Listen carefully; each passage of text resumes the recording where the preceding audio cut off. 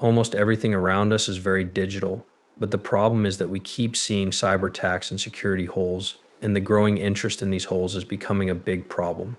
In fact, you guys know about that CrowdStrike if we go back in time to just the summer. Well, confusion broke out. CrowdStrike went down, which caused one of the biggest records outages that hurt transportation, healthcare, finances, and a lot more. It is a big problem that is still being looked at by even the biggest and best companies in the world.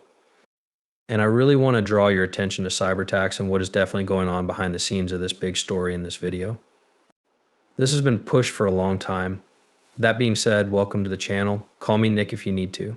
If you're new to the channel, hopefully by the end of this movie you'll have become a subscriber. Therefore, let us talk about this. For example, if we're just thinking about cyber attacks and cyber vulnerabilities, if there was a cyber attack the next day that shut down services, we're talking about very important parts of the system being shut down. The actual amount of damage that would be done could be very large. The World Economic Forum let us know about this. It was so bad that they called it an online pandemic. Take a look at CrowdStrike from the other side. This was a huge problem. That being said, it wasn't a cyber attack. However, it did show some very serious flaws that can happen even in the biggest companies to anyone, that a lot of the biggest companies' businesses and services run on. But this doesn't always mean that something should stop, right? We know that when CrowdStrike went down, most of the important parts of the system went down with it. Crypto-based businesses were the only thing that didn't change. Don't forget that the CrowdStrike slowdown doesn't affect crypto companies. An important CrowdStrike replaced the blue screen of death that caused problems and crashed windows around the world. It has had an effect on banks, airlines, and stores that sell media. But crypto firms like Binance, Kraken, and Algorand don't have any issues. There were clearly no problems with the distance change. There were no problems with the XRP system. Header had no problems. This also says a lot about how safe the crypto space really is, in my opinion.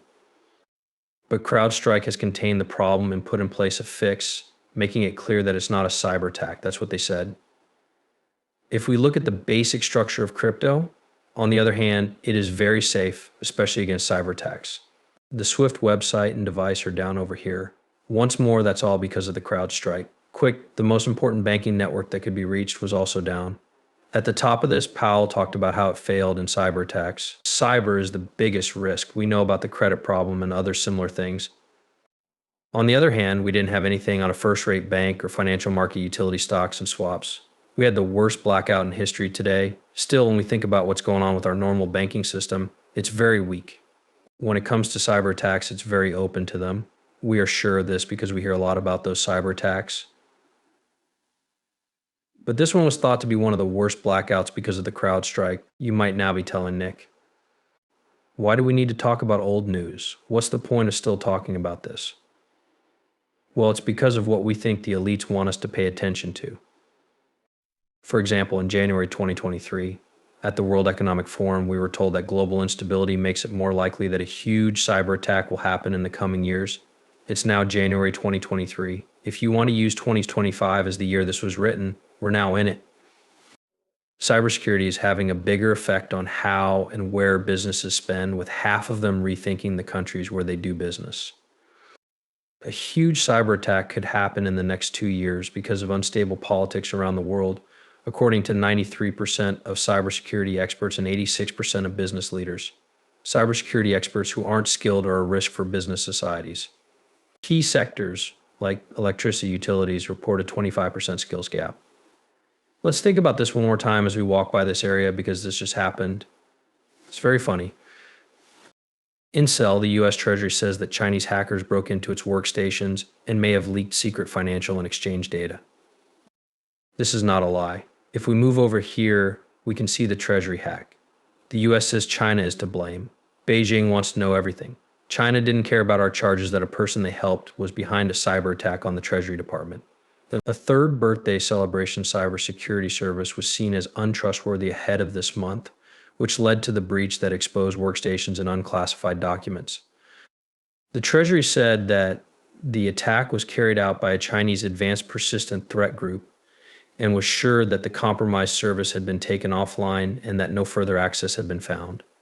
China hit back again, saying that the US was spreading false data for political reasons. Now, I do wonder who made this happen because we were told that this would happen all the way back in 2023, and now it's happening almost exactly that long ago. This is really cool, but where does blockchain fit into this picture? Okay, what part does blockchain play in all of this? Anyway, let's go back to this article from Smoke Dog that said there were many signs that a blockchain security improvement was on the way for the world economy, and here we are from the IMF. Officials say cyber threats are becoming more systematic, and as we can see, one third-party cyber threats are sending threats to major banks and companies. This is May 15th, and the IMF says that cyber threats put global economic stability at risk. Here's what you need to know. If we look at the main points, we can see that cyber attacks in the financial sector put global economic stability at serious risk, according to a new IMF report. The financial sector is especially vulnerable to cyber threats, and the resulting losses could cause major problems. The paper says that cyber attacks could weaken the operational resilience of economic institutions and hurt the normal macro financial balance. But how are they going to fix this? How are they going to fix those problems? What exactly is going to happen and how are they going to fix this? Is it just restoring the system or figuring out what the problem is and then turning it off?